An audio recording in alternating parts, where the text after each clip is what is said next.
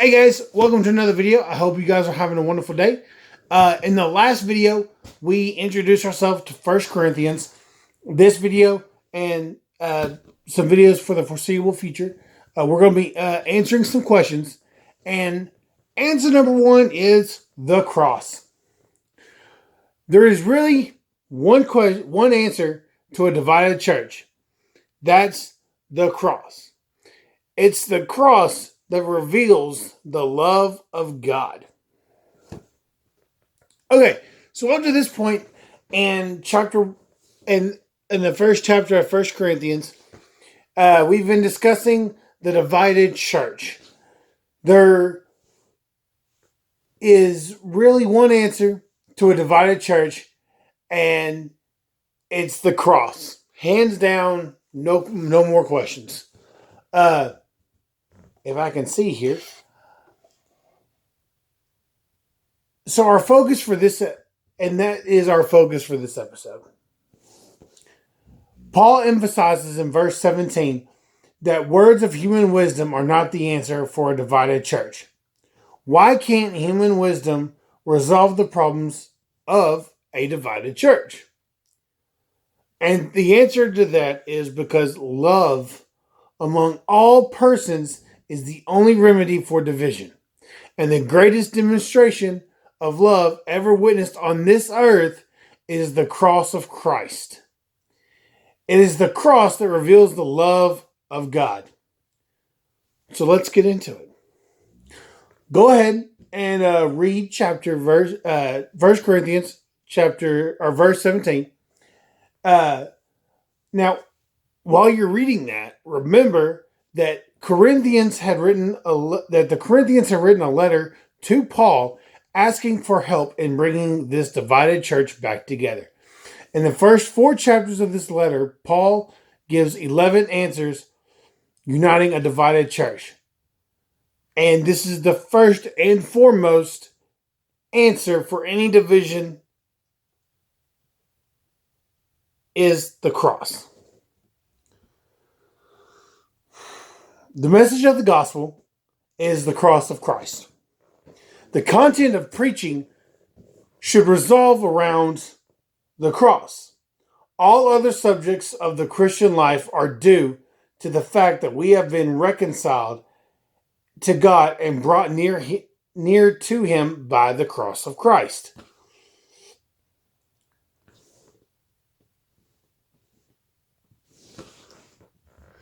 The minister should never let the rituals of the church take the place of the cross in his ministry, no matter how important they may be. It's easy to let ritual, ceremony, and form replace the cross in the church. It's also much easier to administer rites and ceremonies than to spend hours in diligent study and to preach the cross to a selfish world. The demands upon a minister's time by other functions of the church are often so consuming that he finds himself slipping from his primary call to study, pray, and preach the gospel. The minister has to keep his priorities straight because no one else will do it for him. He must make the cross the primary subject of his life and preaching. We have to be careful with this because the cross can be emptied of its power. How? Paul says, by preaching the gospel with words of human wisdom, preachers can become more concerned with eloquence than with the cross. This happens when they focus on flowery speech to impress their appearance, persuasive words, or maybe even too much charisma. The preacher can be more concerned about the content of his message and its points and arguments than he does about proclaiming the cross. He can get off on tangents, too many illustrations, too many jokes and funny stories, sharing his position on an issue, or allowing worldly readings to take the place of the cross. The man who preaches the gospel with words of human wisdom makes the cross of Christ of no effect. He empties the cross of its power. Then the preacher strays from the cross People leave the service and their attention is not upon the gospel and the cross. Their attention is on the preacher. The preacher should never set out to impress anyone with his style, delivery, fluence, charisma, ideas, or anything else of the such. He should keep the focus on the cross. 1 Corinthians verse 18 says, the message that points to Christ on the cross seems like sheer silliness to those hell-bent on destruction. But for those on the way of salvation, it makes perfect sense. This is the way God works, and most powerfully, as it turns out, it's written. I'll turn conventional wisdom on its head. I'll expose so-called experts as crackpots.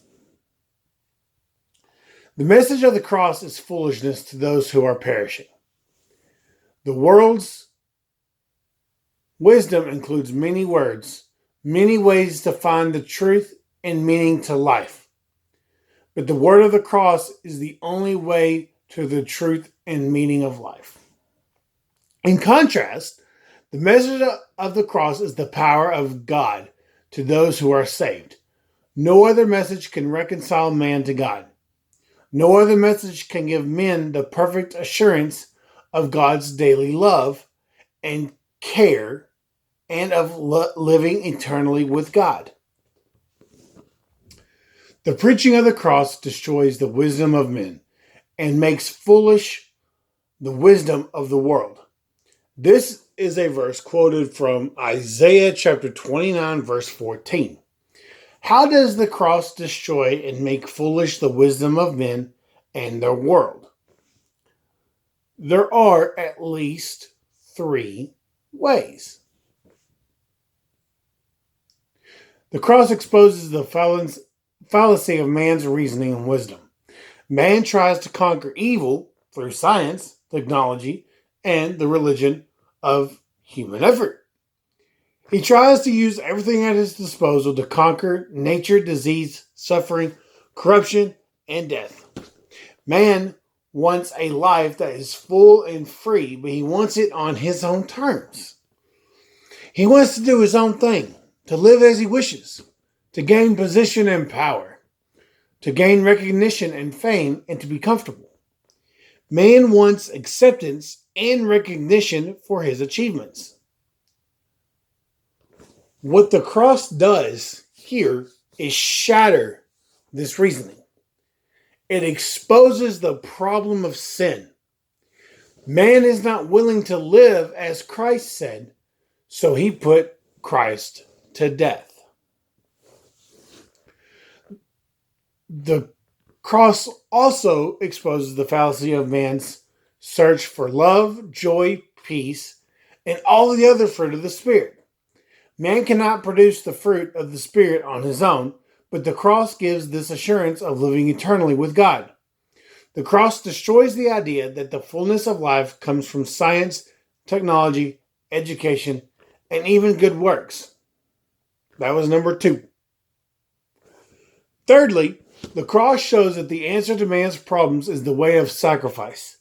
No one can reach God and find truth or solve the world's problems without love and total sacrifice. That is what the cross is all about. Man is not completely righteous or just, and is certainly not perfect. So there is no way that man can be acceptable and be allowed to live in the presence of a perfect God. To be put very simply, we are not him.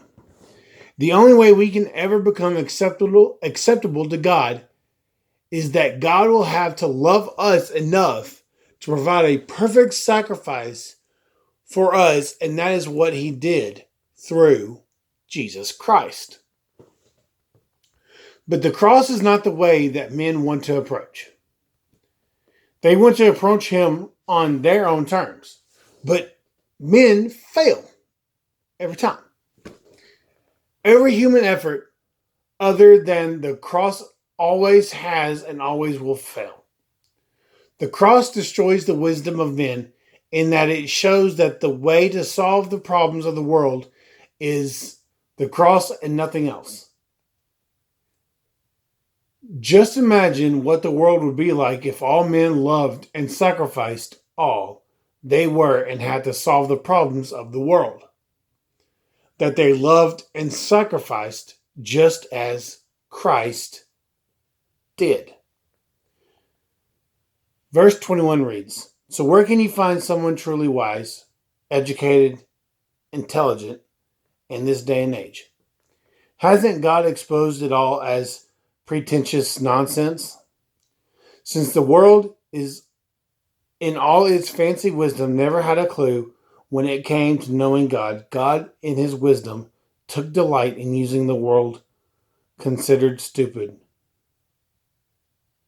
preaching of all things, to bring those who trust him into the way of salvation." The cross is both the wisdom and the power, both. The wisdom and power to save those who believe. The cross is the wisdom of God. It's the way God chose to save the world. So man is saved not by the wisdom of man, but by the wisdom of God, which is the cross. It's the person who believes the preaching of the cross that is saved. The cross is the power of God to save those who believe. The cross answers man's search for God, but the world has made 3 mistakes in looking at the cross. Number 1, the Jews or religionists of the world feel they are the chosen seed of God, that they reach God by having a godly heritage and by being religious and good enough to be acceptable by him. The emphasis of the religionist is his work and labor for God. The religionists think that it is man who prepares the way for the Messiah's salvation on earth, instead of the Messiah who prepares the way for man to approach God. They think it is man who brings the glory of God and utopia to earth instead of the Messiah who ushers in the kingdom.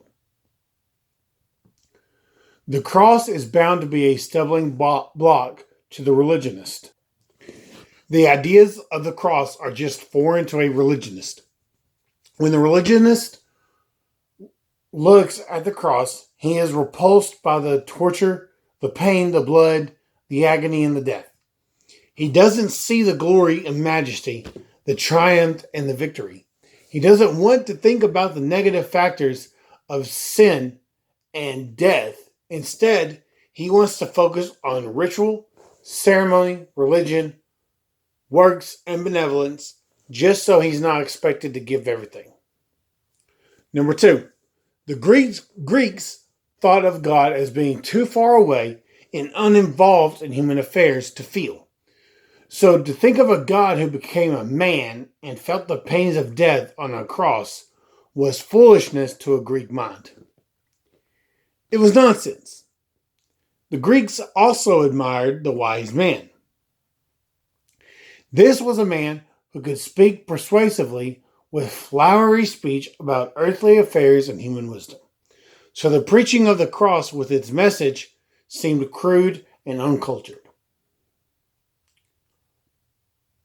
Point number 3 says, but when Paul mentions in verse 24 that the called of God find Christ, they are some who pay attention to God's call. They heed and obey. And when they do, 2 things happen. They discover that Jesus is the power of God. They discover that Jesus is the wisdom of God.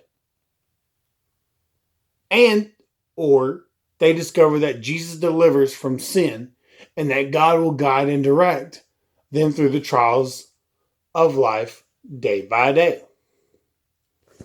The cross proves that God's way is wiser and stronger than man's way.